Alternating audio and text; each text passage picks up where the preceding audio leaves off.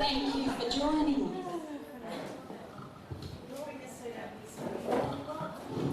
You're welcome.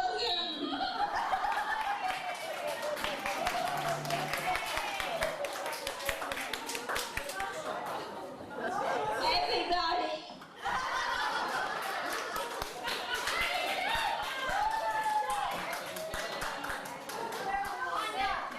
Okay, folks.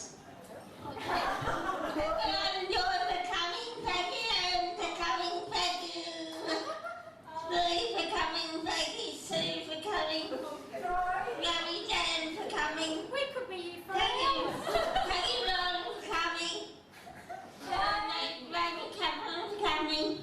Thank you, Tisha, you're coming. Thank you, Joseph, you're coming. Thank you, everybody. Thank you, everybody.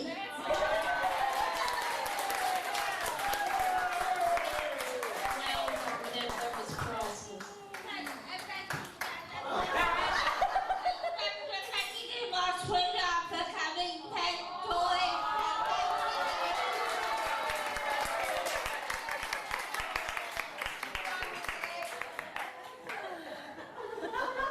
She's priceless, isn't she? As long as you're happy, that's right. Now, Deb, could we just have a little bit of quiet for about 5 minutes while Auntie Joy has a few words to say? Good girl, thank you. Thank you. I'm just going to talk a little bit about the early days of Debbie's life and go over a few of the incidents that happened, was sometimes a little bit comical. Betty and I, my sister, have put this together, and we'll apologise if the dates are not all exactly right, but we did our best with our old memories. We are all here to celebrate the 50th anniversary of our darling Debbie's birthday, and also to honour Debbie for many challenges that she has faced during her lifetime. When Deb was born, she faced many problems with her health, such as her respiratory system, which was impaired, so that even to breathe was a great difficulty for this little thing. And she was unable to swallow, making it almost impossible to feed her normally. And so she had to be tube fed. When she was released from hospital, she was then transferred to Tresillian, an interim facility for babies with problems. And she was there for a short time, and then was transferred to Allawah, Home for Babies. The name Allawah means rest a while. Her life expectancy at Allawah was given as 2 years, first of all. She remained there until that time was given, and then she went home about 15 months old. Debbie fought for her life on many occasions. During a very hot season, the family were asked to come because she was not expected to live. Betty and I went to see her, and she was about 8 months old then.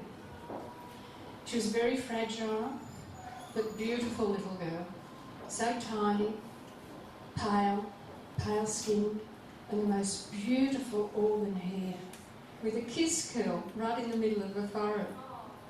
She was so weak that we were very cautious about picking her up.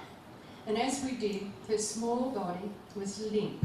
The little head and arms fell back, and we put her down again. We were given little hope of her survival, but the miracle happened when the good old southerly buster wind came in and the temperature plummeted, Deb, and that got you through it, yeah. Later that year, one of the nurses called to tell Pam that Debbie was beginning to suck of her own accord. And Pam, then knowing that she would be able to feed her, took her home. When we first fed Deb with her bottle, we were so intrigued as she had a special way of drinking from the bottle. And Uncle Andy called it her secret swallow. Deb was only in her mother's care a very short time, and she blossomed absolutely into a very pretty round-faced cherub, as she is today. But the picture has always remained in my mind of Pam holding her in our front garden at Bondi, and how we marvelled at what a mother's love can do. As time went by and Deb began to get herself mobile, she had her own way of doing things. Has anything changed? It wasn't a crawl. She sat on her bottom and propelled herself forward by thrusting her arms and legs forward. Come to think of it, Deb must have been one of the original rap dancers. Yeah. Later on, when she began to pull herself up, she was left in her Nana Harford's kitchen. Yes, you remember that, Deb? Left in Nana Harford's kitchen. That's right. And Uncle Vic's cuckoo clock apparently took her attention. Debbie must have pulled herself up on the chair, and when the family came out to the kitchen, she was right up on the table, pulling the knob of the cuckoo clock. What an achievement it was! However, the sad result was that the cuckoo clock never went again. Nanny Harford comforted Debbie, who was crying, and said, "Come on, Miss Sunshine." Didn't she call you Miss Sunshine? That's right. Debbie beamed her beautiful smile that we've all seen so often. And she said, "Come on, Miss Sunshine, don't be Miss Cloud." And we all called her Sunshine ever since then. Debbie has a remarkable memory. She always reminds me that our poodle dog Gulliver bit her on the nose. Yes. He was a naughty boy, he was. He bit her on the nose, and she never... You were kissing him, yes. He got jealous of you, Deb. He got jealous. That's right, he got jealous. And she never fails to greet Uncle Andy. What about Uncle Andy, who was a musician?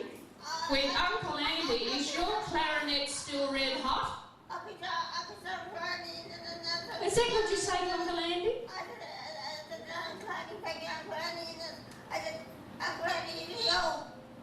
Your clarinet's so hot, no.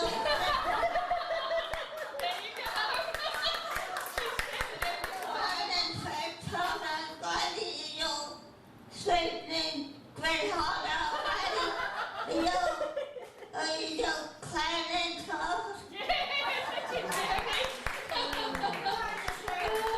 Good on her. Yeah.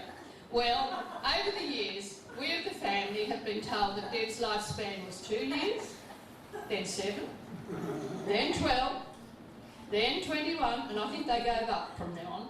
And here we are. And here we are, against all odds, celebrating 50 years. Debbie Rolls, you can say, "I did it my way." Congratulations, Debbie, for your courage and determination and achievement for the 50th birthday.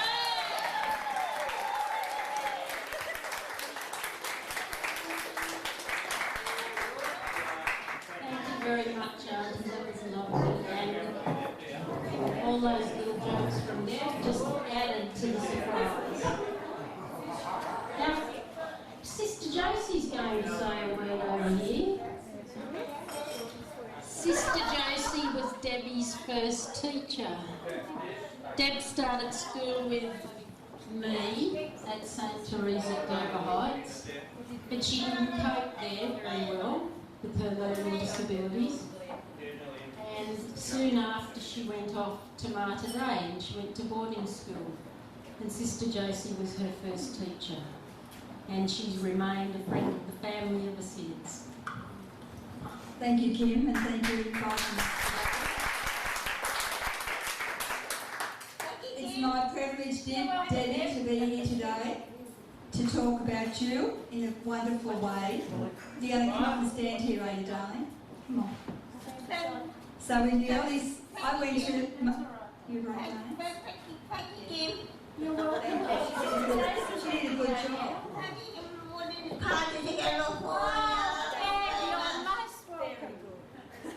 Do you mind if I say a few words about you? You don't mind? Good, that's great. You're going to stand here. Very good. So I went to Mater Dei in about 1961, and I think it was about 1963 or 4 that Debbie arrived. and I remember Kim as well as can be. Pam had her dressed up in pink from top to bottom, and she looked absolutely beautiful. Deb brought a lot of love to our place at Martadei, which was a great place, a great home. What? She didn't mean to say that to Brenda. Brenda Catchpole. Oh, she was your special friend. You did. She was good.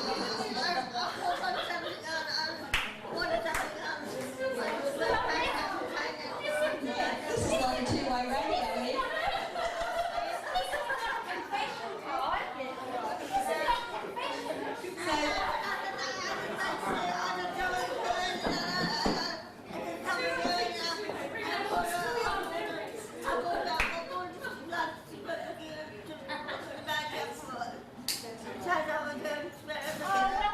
That's all that matters that you made up.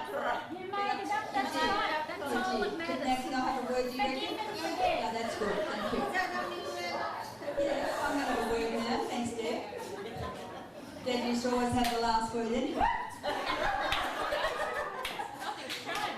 So Deb was a great little girl, and we had the children in various dormitories, and Deb was firstly in the prep dormitory, and occasionally she'd come knocking on my door of a night, especially when she first came, and she'd say, "Are you going to be my mother while I'm here?" And I said, "Yes, sure am, Deb." So she was in my class for about 5 years, and we had a great time, and she worked hard, didn't you, Deb? And then came her first communion, which Sister Rosaria prepared you for, didn't she?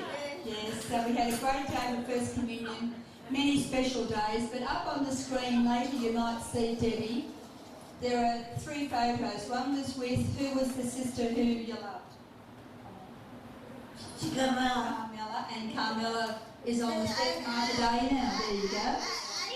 There you go. There's my, just a minute. Now that's Sister Carmela with a little girl from Singapore. That's Patricia Reed. Now the next photo, she's out in the front there, and Debbie's the last on the right in the front, and I'm in the middle.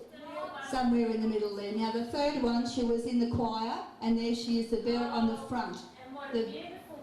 She had a beautiful voice, and that group of children used to. Excuse me. No, I'll talk. I had to pretend I'm smoking, and I don't smoke. Anyway, the children, that particular group used to go around singing, and we sang at various weddings. We were asked to sing at parties. Yeah, we sang. There you are up there. Just a minute. So we used to go around the Campbelltown. Oh, you love me too. Sorry, dear. Oh. So they were very wonderful years. And in 1970, I got an unexpected move to Wollongong. That's all right, darling. So that was one of the saddest days of my life, to leave all these children after 10 years and to move on back to Wollongong again. And when you moved to Wollongong, some people did you left. That's right. I used to come back and see you, didn't I? You used to come back and see me, and then I was going to see me. I think you love them, like Deb. That's right. So Debbie gave us much joy at Martadei until she was about 15 or 16.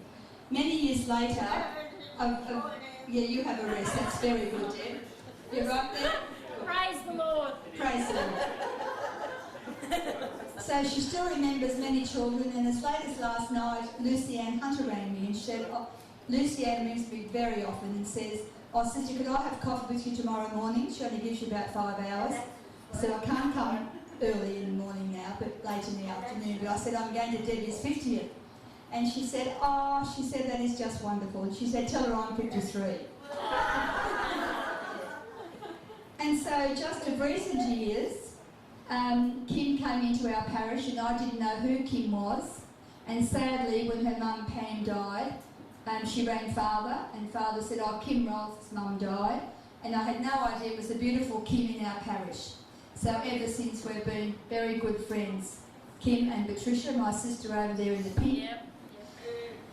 Trish the dish, as Debbie calls her. So we're very proud, Kim, of both you and Debbie, and I'd like to honour you for what you've done for Debbie today. But everything you've done, it's just been a wonderful day to get all these friends of yours and Debbie's together.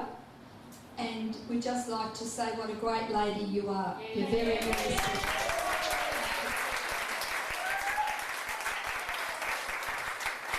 Thanks very much, Josie.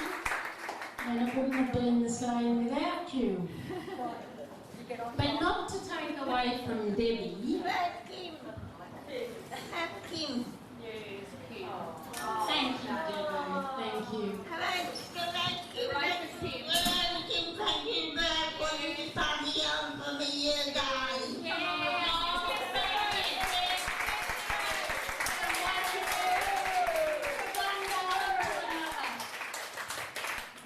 I just want to thank everybody for coming. You're all very special people here that have had involvement with Debbie, if not from very early days, then later in life.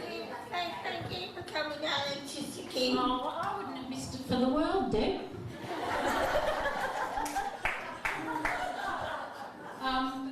I'm particularly pleased that Troy was able to come, and his mum and dad and Helen. I'm sorry that Sean didn't make it, but Sean's at work, Troy's brother. And I'm absolutely pleased that Kate and Ron and Teresa were all able to come, because you've made the difference today, having you all dance and celebrate.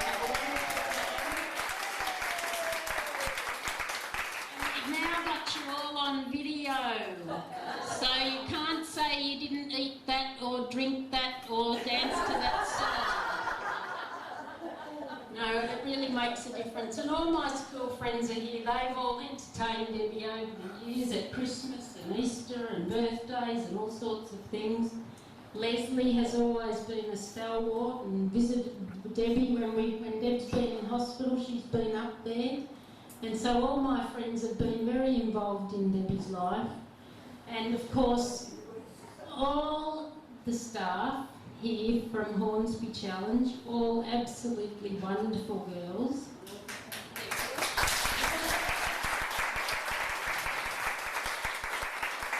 Many of them have been in Deb's life for some time. Lots have come and gone, unfortunately, but that's the nature of people's lives. They move on to other things. It always saddens me that Debbie suffers a lot of loss every time they go. She gets to know them, she gets to love them, they get to love her, and then she gets very upset when they go, and then she has to make another adjustment.